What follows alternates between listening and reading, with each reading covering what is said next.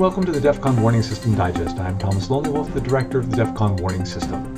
For those of you who are new to these digests, these are follow-ups to the updates that we put out at the beginning of the month. The updates are meant to be kind of rapid fire, little factoids that you can read in just a couple of minutes, while these digests will go more in depth as to what we were thinking, what these things mean, and why we believe what we believe, and a deeper analysis than what the updates can give you. So don't forget to subscribe to the digests. You'll be able to see us on YouTube at least once a month during crisis times. Of course, we may not be able to get these out, but we'll do our best to get these digests out to you. For those of you who've been living on planet Earth the last month or the last few months, we live in interesting times. That's an old curse that's been around for a really long time. Some ascribe to the Chinese. There's really no evidence that it came from China, but it's a curse that's appropriate for the times that we live in. We have the plague going around the planet right now. Some believe that's a minor judgment from God. I personally believe that as well. I believe that the greater judgments are still to come. So it's going to get worse. Even if it does get a little better, it's going to get worse eventually. We also have the chaos going on in the United States with the country now kind of moving more towards civil war and secession. The DEFCON warning system is not political. I'm not going to get into politics. I'm just kind of telling you the way things are, and because they are going to affect military postures, what other countries are going to do, what the United States is going to do. What's going on in the United States right now is the country is extremely polarized. Politics has turned into a religion now, and if you blaspheme against their God, you're going to get into trouble. We've seen that with the massive censorship going on with Twitter and YouTube and Facebook. We've seen now that one party controls the U.S. government. It is going to ostracize the other party and is going to pretty much not give them a voice. This happened about 8 years ago when the Democrats controlled both houses of Congress and the presidency. The other side, the opposition party, got completely locked out, and that's what's going to happen again, except now the feelings are going to be harder. Just to give you an example of the polarization that's happening in the United States and really across in a lot of the Western world, we put out an advisory about the U.S. president, and well, here. No. First, let me say we put out an advisory about the U.S. president, and the vitriol we got because we spoke what some people interpreted as badly about their God, and some people we didn't read a lot of the comments because there were just so many, and we kind of already don't read. I know I itch a lot when I'm on camera. I don't do this when I'm off camera. When it's on camera, you can't scratch, and therefore you need to. But we generally don't read the comments on Twitter because we can't. We want all comments to be moved over to our community forum at community.defconwarningsystem.com. It's a lot easier for us to respond, to interact with you. Comments on YouTube and Twitter, it's very hard for us to do that, so we really don't get a chance to really read them. But we got an awful lot of reaction to the statement that we put out, and a lot of it was not very kind. But here is the comment that we actually put out. Here, I actually wrote it down. So I'm going to read it off this piece of paper. Rush Limbaugh does that. He dials his paper a lot. So this is what we said. We said this last week. And see what you think about this. We are growing concerned over the current situation developing in the United States. The U.S. president is mentally under siege. This has been going on for the last 4 years. This is not unusual in U.S. politics, but has been noticeably more extreme this presidential term. We will not get into the politics of who is causing what, who is responsible, or who is right or wrong. We are only looking at the current situation. At this time, the U.S. president is feeling betrayed, abandoned, and cornered. This can lead people in this situation to react without clear thinking, to respond instinctively rather than rationally. Under the current circumstances, we feel it is possible for the U.S. president to misread an emergency situation and not react rationally. It is also possible that adversaries may see the situation as an opportunity as the U.S. is distracted. At this time, we see no movements by any actor which may be cause for concern. We are merely issuing the statement to advise the public of our concern. We would issue this statement if any leader of a nuclear power were displaying the same symptoms. We will continue to monitor and advise as necessary. At this time, we remain at DEFCON 5, condition green. That is our whole statement. Here it is. I'll even put it up here so you can read it. You can actually read it on our community forum. That's actually where we posted it. It's under announcements and something other. I can't remember what the category is, but it's right at the top. That's a very innocuous statement. It didn't say that the U.S. president was wrong. It didn't say he was insane. All it just said is the man was under stress, and anyone under stress can make mistakes. Well, you'd think we just drowned a bunch of puppies. You think we just called for the assassination of the U.S. president, or at very least his removal under the 25th Amendment. We didn't do any of that stuff.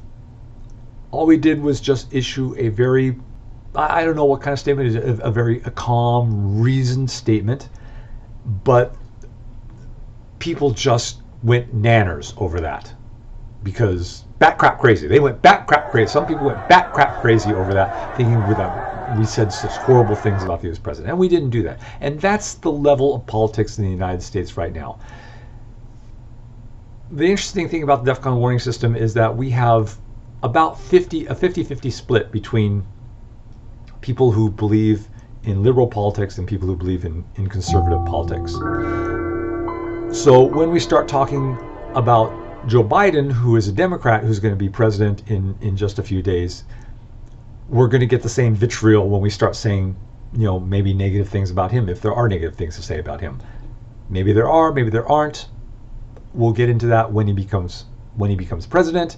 We're also going to be doing an analysis of how we feel a Biden presidency is going to be. We've talked about that before, and it's going to be in a digest. So look for that in just a week or so. But politics is life, and perception is reality. But let's get into the actual update. So as we said, the condition is green, DEFCON 5. There are currently no imminent nuclear threats at this time. Everyone is kind of just waiting for the transition of power to happen in the United States. I'm kind of surprised that there haven't really been any real movements by Iran or North Korea, although Iran has announced that they're going to be increasing their uranium enrichment to 20%. Now, nuclear weapons requires 90%. It may seem that's a big leap between 20 and 90%, but technically it's a very small leap. Everybody was kind of watching that 20% threshold, because once you get 20% threshold, it doesn't take a whole lot to go to weapons grade. So now that Iran has announced that they're going to 20%, that's kind of a very, very big deal. They're really just not very far from being able to create their own nuclear weapon. Like we've said before, there is information that Iran already has a nuclear weapon. Perhaps they developed it, or perhaps they bought it, but we actually do believe that Iran does possess nuclear material at this time, nuclear weapon material at this time. North Korea, they're starting to bang the drum a little bit more. Against, they're sensing that the United States is distracted. It could be for attention getting, and North Korea does that a lot when they want attention. But also they're continuing to develop their nuclear weapons. That's going to be a spot to watch in the future. I personally believe we're going to see a limited nuclear war in that area. Some believe it's going to be between India and Pakistan. That's a good wager too. I really wouldn't say, I wouldn't put money on who's going to be first. My personal guess is, however, it's going to be North Korea. But as far as the update goes, the United States is preparing to test a hypersonic missile. As we said before, these hypersonic missiles are very, very dangerous, because with intercontinental ballistic missiles launched between Russia and the United States, or even between China and the United States, there is a lag time between when they're launched and they hit the United States. Between Russia and the United States, it's very widely known it takes about 30 minutes for something launched from Russia to hit the United States. And so during that time, they're able to respond, for one thing, and that was the idea behind mutual assured destruction. If Russia launches, they know the United States is going to have plenty of time to blow the pogies out of them.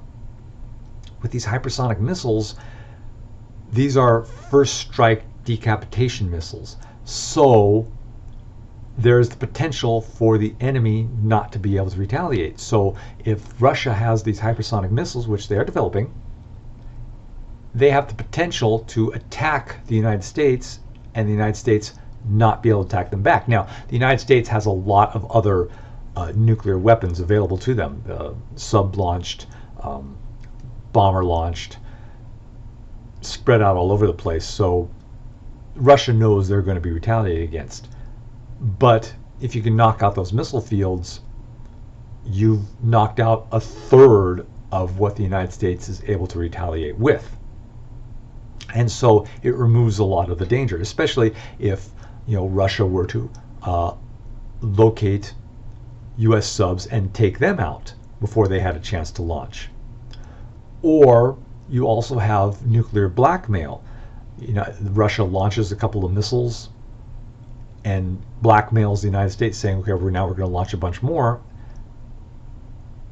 if you try and retaliate. This was actually the premise behind the video First Strike, and you can find that on YouTube. It's made by the government. It's made by the government, so it's free to watch.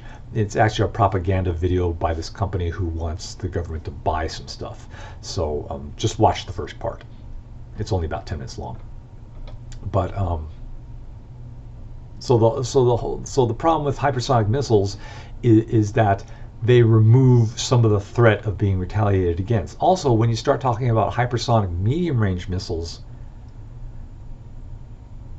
it's the same problem with these tactical missiles, in that you have so little time to decide whether it's a tactical battlefield missile or a strategic city killer missile or other missile that they're hoping is not going to escalate any kind of conflict, that is going to escalate the conflict by its very nature. And I know I said that very poorly, so let me try and rephrase this. Hypersonic missiles don't give you enough time to determine whether this is a low-yield battlefield missile that's not intended to escalate the conflict. I know it's kind of strange to think that a nuclear weapon going off is not going to escalate the conflict, but that's the military thinking. If we use these tactical, low-yield battlefield weapons, they are not going to escalate the conflict and increase the chance of the other guy now sending these strategic city killer missiles. That's the thinking in the military. Whether rational, intelligent people think that way, no, but that's what the military is thinking. And with these hypersonic missiles, you don't have time to determine, is this a low-yield tactical missile or is this a high-yield strategic missile? So we go back to the very dangerous launch on warning. Now, both countries have this system in place already, but there's still time to figure out, there's still time to know whether this is a strategic missile or it still gives them time to retaliate. But these hypersonic missiles are so fast, there's really no time to think. You just have to assume that it's a strategic missile and you need to respond. That's what makes these missiles so dangerous. That's why everybody is just going so nanners. I use that word again. I never used that word. This is the second time I've used it, and I've never used that word before. Everyone's expressing a lot of concern. Everyone's expressing a lot of concern over these hypersonic missiles because they really have the potential to escalate a conflict, because once you see one flying, the other guy is going to presume that you have escalated the conflict. They're not going to wait for it to detonate to find out what it is. They're just going to presume it's a really bad missile and they're going to respond. So that's why these missiles are so dangerous. And now they're becoming more prolific. It just makes the arms race that much more dangerous. Moving on, meanwhile, the U.S. has passed a Pacific Deterrence initiative to boost military presence in and deter China in the Indo-Pacific region. Well, we all saw this coming. This is over Taiwan. This is over China annexing the South China Sea in defiance of the United Nations and the World Court. But again, unless you're willing to go in militarily, China's going to do what it wants to, and nobody really has the guts to go in militarily. They don't want a conflict. The United States really doesn't have an appetite for that, except and unless China attacks Taiwan, which is going to happen eventually. So this is just the United States sticking its nose, I'm going to use that phrase, sticking its nose into an area where, maybe this is something that the UN needs to be doing. Maybe this is something that the Asia allies need to be doing. The United States is really, really stretched thin. And if the United States wants to stretch itself thin, that's their business. But what's going to happen is it's going to mean more conflict for the United States. And again, when we start talking about what a Joe Biden administration is going to look like, we'll talk about whether or not this increases the chance for the United States to get into a conflict. But the South China Sea and Taiwan is going to be another problem area, and maybe it's not going to be within the next couple of years.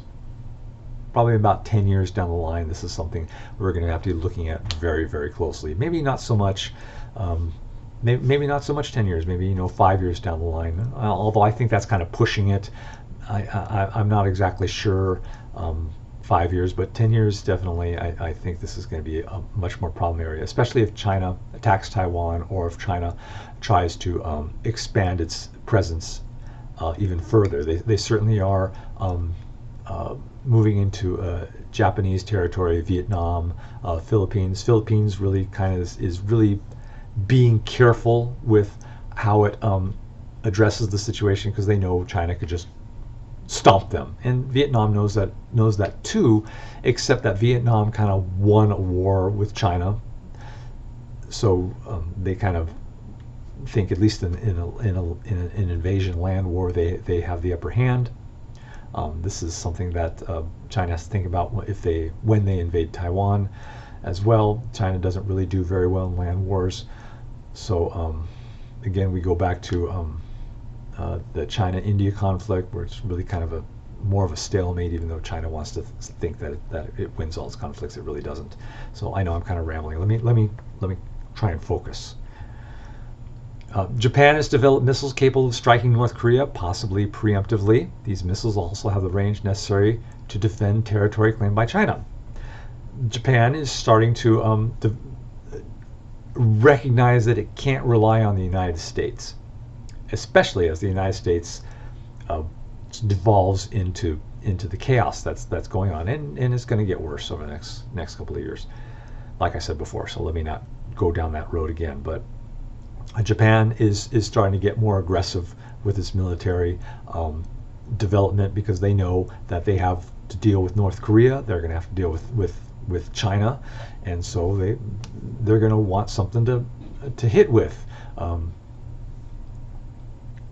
Japan is not going to strike North Korea preemptively. Why the media is reporting that, why Japan wants to say something like that, is really just a threat. But Japan is not going to strike North Korea preemptively, because North Korea is going to react very, very strongly on that. But if North Korea starts shooting missiles over Japan, maybe the Japan's going to start get some guts and start shooting those missiles down, which will just piss off North Korea. But what's North Korea going to do? Attack Japan over shooting down a missile that they fired over, Japan's actual country, like they did? But again, Japan, starting to rev their military up, and that's probably a good idea. Take some pressure off the United States, so the United States doesn't have to be the guardian of the galaxy. But these other countries are recognizing China as the aggressive country that it is. China is not going to invade the United States. China is not going to invade, Canada. And despite what that really, really terrible movie was about in Australia, and I understand it came from was supposed to be a good book series, but the movie was really bad. Tomorrow When the War Began, The country was never identified, but we all know it was China that was invading Australia. China is not going to invade Australia. But China is going to reach out into territory that it wants, that it thinks that it owns, that it claims that it owns, and it's going to defend it, as we have seen, as it builds up in South China Sea. So these countries really need to get their act together and start defending themselves. There are other ways that China can be challenged on this. But again, DEFCON warning system is not political, so I'm not going to get into those ways. But if China is not challenged, China is going to keep doing it. A terrorist, if he is not stopped, if he is appeased, is just going to make more demands. And China is just going to keep making more and more demands because it keeps getting appeased. Russia and Chinese warplanes have entered South Korean air defense zone during this reporting period. Chinese were not so surprised. They've been doing that. They've been doing that to Taiwan. They've been doing it to South Korea, Japan. Russia, well, a little surprised they did that. Russia and China are kind of allying themselves. Do not misconstrue. They don't like each other. I know it looks like they like each other. They don't. They have a common enemy, the United States. And the enemy of my enemy is my friend. But Russia and China have their own border problems. They don't like each other. They don't trust each other. This goes way back, all the way to when I hate using the word communist, because Russia was never communist and China is not communist. Russia was and China is a social dictatorship. Russia now is kind of a soft dictatorship because Putin has pretty much just, in Putin you're kind of watching how a dictator comes to power, except he's not going all in on the dictatorship, but he certainly has gone the Hitler route, disposing of your enemies, solidifying the media, kind of like what you're seeing happening in the United States now. You're seeing one party solidify the media, dispatching their enemies. Russia just kills their enemies. There's a quote by, I think it's Jesus, who talks about, people will kill his followers and think they're doing God a favor. These people in the United States and Russia and China, well, they kill they oppose their enemies. In Russia, they kill their enemies. In China, they kill their enemies. In the United States, they ostracize their enemies and think they're doing a favor, but really they're just being evil. So Russia and China, in their early days of quote communism, unquote, so I'm going to use the quotes because they're not really communists, neither of them thought they were the right kind of communist, that they weren't wholeheartedly into it. They didn't like how they were doing it, and so because Russia was the wrong kind of communist, China didn't like Russia, and because China was the wrong kind of communist, Russia didn't like China. So they've never really liked each other, and again we have these border issues, distrust. It's just the common enemy that have united them, but they are not allies themselves. They're just going to ally over a few small issues. They're going to train. China is watching Russia, just like China watched Canada when they had their military movements together, their training together. They're watching each other, especially China is watching Russia. If Russia trusts China, Russia is just being plain stupid. I can't imagine in any scenario Russia trusting China. But China is watching Russia, examining how they do things, and Russia should be watching China, examining how they do things. But so not to beat this point home, Russia and China don't like each other, but they are uniting because they have a common enemy. So that, because the world has been so focused on the chaos in the United States and the plague, there hasn't been much in the terms of reporting going on. As far as other things going on, everyone's been kind of hyper focused on these two events, so there wasn't a whole lot of events going on of concern that happened in December. The same thing's kind of happening in January. Everybody's like really focused on what's going on in the United States. So this report was kind of short. You guys are probably glad of it. Nobody wants to sit through a 40-minute or an hour digest. My tongue gets a little dry, so I start slurring my words and things like that. So I'm kind of glad that it's short too. But in another week, we're going to be doing our analysis of what to expect from a Joe Biden presidency. I will couch that. No, I'll couch this later. I'll couch this later and just keep it all in that update. But remember to subscribe to us. Please visit us at our website. Turn off your ad blockers. That's how we make our money. The server is expensive. We're actually going to try and upgrade our server because we know it does slow down during times of high usage, but that costs like a ton of money. So we do need the ad revenue. Consider making donations to the DEFCON warning system, and please visit us and interact with us on our community forum. We actually like interacting with you. We like to hear what you think. We like to hear what you think about our analysis, and this way it gives us a chance to hear what you think. And it's a lot easier to do it on our community forum. You can actually make really long posts, and I actually do read every single post that's on there. Unlike Twitter and YouTube and the other social media sites, I don't have time or the ability to read all those comments. But on the community forum, I read everything. So please come to our community forum, talk with us. We'll give you a cookie or something like that. But in the meantime, I'm Thomas Lonely Wolf, Director of the DEFCON Warning System, and this is the DEFCON Warning System Digest.